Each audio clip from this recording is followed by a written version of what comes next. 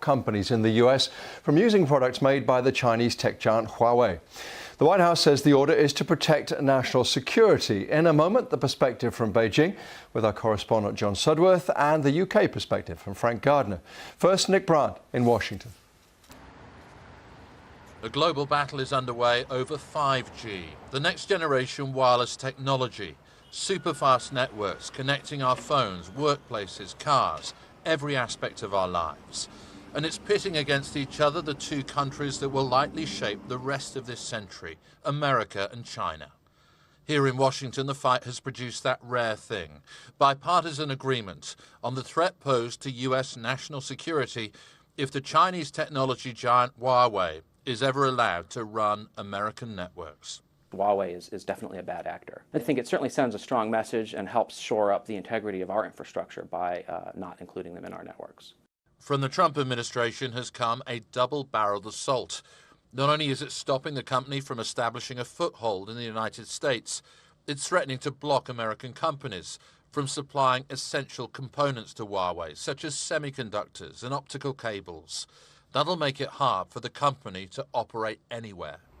Coming in the midst of an angry trade war with China, the Trump administration's attempts to cripple Huawei make this look increasingly like a commercial Cold War. So what's the view in Beijing? China is rattled. Technology is at the heart of what once looked like an unstoppable economic rise, and it's all suddenly under threat. Cutting one of its prize companies off from the US supply chain would be a massive blow. We are against other countries' unilateral sanctions that abuse export control measures. We urge the US to stop this practice. Huawei, which had yet another new product launch in Beijing this week, has repeatedly said it would never allow its equipment to be used for spying. It's the US that's undermining trust, it claims. The problem for Huawei is that it's much easier to say it's not a pawn of the Chinese government than it is to actually prove it. And this latest escalation from America is clearly meant as a signal, not just to China, but to the rest of the world, to take its warnings seriously. John Sudworth for us there. Let's get some more of the main news briefly.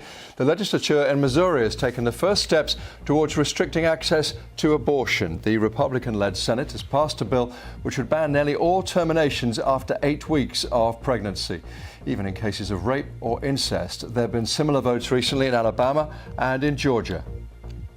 The former US Army intelligence analyst Chelsea Manning has been ordered back to prison for again refusing to give evidence before a grand jury. It's thought the jury is investigating the WikiLeaks co-founder Julian Assange. A spokesman for her legal team said she'd been remanded in custody for contempt of court. She was only released from jail last week after a 2-month sentence for her earlier refusal to testify.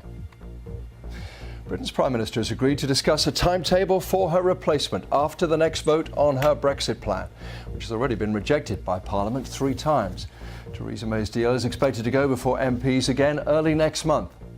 Her main rival for the Conservative leadership, Boris Johnson, has now formally announced he will be seeking to succeed her. Airstrikes from the Saudi-led coalition in Yemen, which is backed by the US and the UK, have targeted the capital Sana'a. 6 people are dead.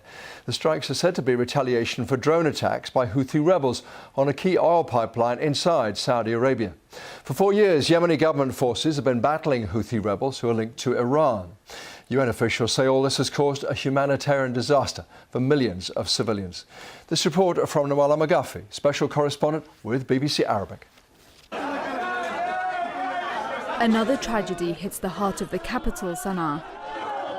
Neighbours in a desperate search for survivors. 11 airstrikes in a single morning. One of the most populated residential areas was hit. This little girl, the only survivor in a family of 7. They were sleeping peacefully, a family with their children. It's always the civilians that pay the price. The coalition said these airstrikes were aimed at munition stores.